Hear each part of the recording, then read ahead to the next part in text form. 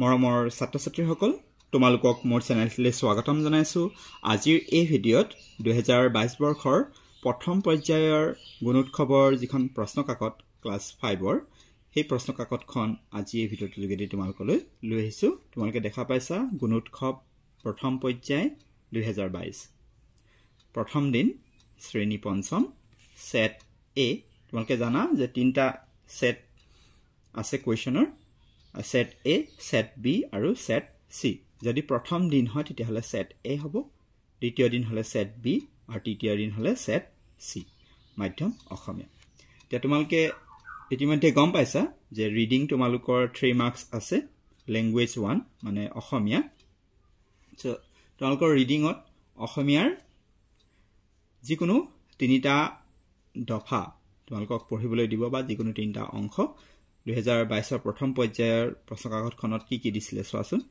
এই তিনিটাৰ যিকোনো এটা তোমালোকে পঢ়িব লাগিব। ইয়াত শিক্ষকসকলে নিৰ্দেশনা আছে যে ছাত্ৰ-ছাত্ৰীসকলক ইচ্ছানুসাৰে যিকোনো এটা অংশ পঢ়িবলৈ দিব।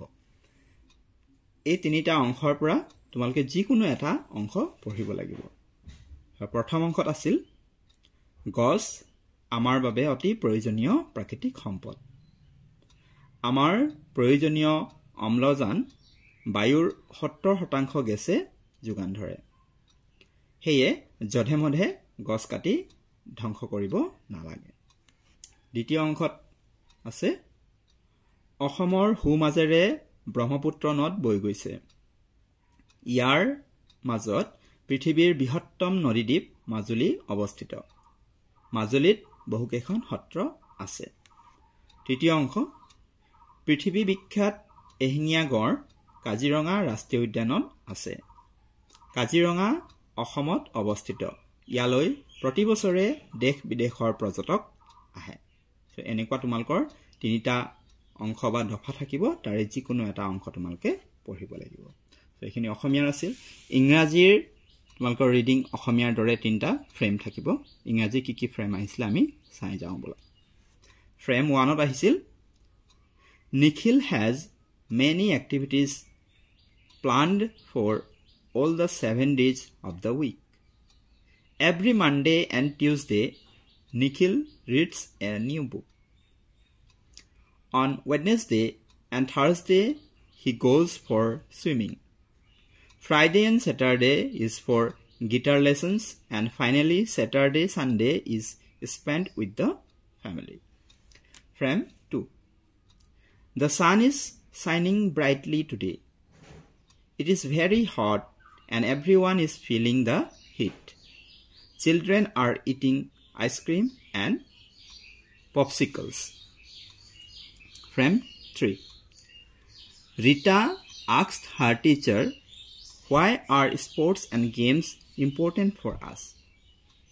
Teacher replied enthusiastically, "Sports and games are important for our body and mind. It makes us more disciplined." এবাৰ নিউমাৰেসি অৰ্থাৎ সংখ্যা জ্ঞান বা গণিতৰ কি প্ৰশ্ন আহিছিলে চোৱা। প্ৰথম এ নম্বৰ দিছে যোগ কৰা। মুঠ 5টা প্ৰশ্ন আহিব, তোমালোকে জানা 5টাত 10 নম্বৰ থাকিব। যোগ কৰা আহিছিলে, ইয়াত দিছে 1671 আৰু 289। এই দুটা নিশ্চয় তোমালোকে যোগ কৰিব পাৰিবা। তাৰপিছত আহিছিলে বিয়োগ কৰা 312 আৰু -87। তাৰপিছত পূৰণ কৰা। পূৰণ কৰাত দিছে 503 আৰু ইনটু 12। এইখিনি আছিলে আমাৰ যোগ বিয়োগ পূৰণ। নেক্সট ডি নম্বৰত হৰণ কৰা অংক দিছে 17। 17ৰে 544ক হৰণ কৰিব লাগিব। আৰু নেক্সট ভগ্নাংশৰ দিছে, এই সংখ্যাটোক ভগ্নাংশত প্ৰকাশ কৰিবলৈ দিছে 8.7। 8.7ক ভগ্নাংশত প্ৰকাশ কৰিলে কি হ'ব সেইটো কৰিবলৈ দিছে। সো এই অংক যিখিনি আহিব তোমালোকৰ এইখিনি এনেকে কুৱেশ্যন পেপাৰখনতে ঠাই থাকিব, স্পেচ থাকিব। উত্তৰখিনি তোমালোকে ইয়াতে কৰিব লাগিব আৰু উত্তৰ কৰি তোমালোকে এই প্ৰশ্ন কাকতখন তোমালোকৰ ছাৰ বা বাইদেউৰ হাতত জমা দিব লাগিব। তেওঁলোকে সেইবোৰ চেক কৰি তেওঁলোকে গণিত তাৰপিছতে ৰিডিং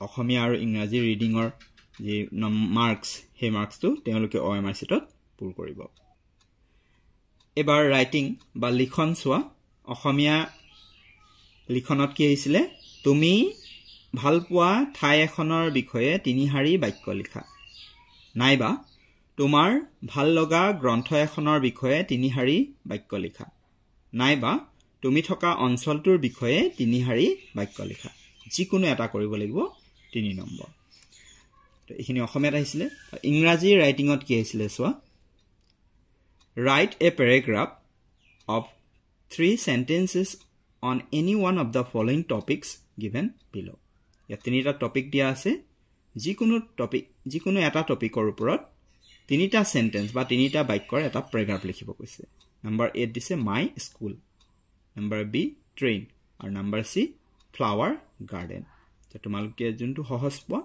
তাৰ ওপৰত তিনিটা কি কৰিব লাগিব সেন্টেন্স লিখিব লাগিব আৰু হেতু উত্তৰ তোমালোকে এই প্ৰশ্ন কাকতখনতে লিখিব লাগিব সো ৰাইটিংত অসমীয়া 3 নম্বৰ আৰু ইংৰাজীটো ৰাইটিংত 3 নম্বৰ সো এইখিনি আসলে স্কিলৰ প্ৰশ্ন এইখিনি তোমালোকে লিখি সাৰ্ভাইৰ হাতত জমা দিবা আৰু তেওঁলোকে OMR sheetত ফিল আপ কৰিব আমনে তোমালোকৰ যিখন OMR sheet আছিল তোমালোকক মই দেখুৱাইছিলো ইতিমধ্যে যিসকলে মোৰ আগৰ ভিডিও চাইছা তোমালোকে 59 60 তাৰপিছত 61A 61B 61C 61D 61E আৰু 62 63 এই কেইটা প্ৰশ্নৰ যি OMR তাত তোমালোকে ফিল আপ নকৰিবা তোমালোকৰ OMR খন এই ধৰণৰ থাকিব ইয়াৰে তোমালোকে এই 1 ৰ পৰা এই 58 লৈকে তোমালোকে কৰিবা বাকি এই অংশখিনি তোমালোকে নকৰিবা এইখিনি তোমালোকৰ সাৰ বা বাইদেউ বা যিজন এক্সটাৰ্নেল ইভালুৱেটৰ থাকে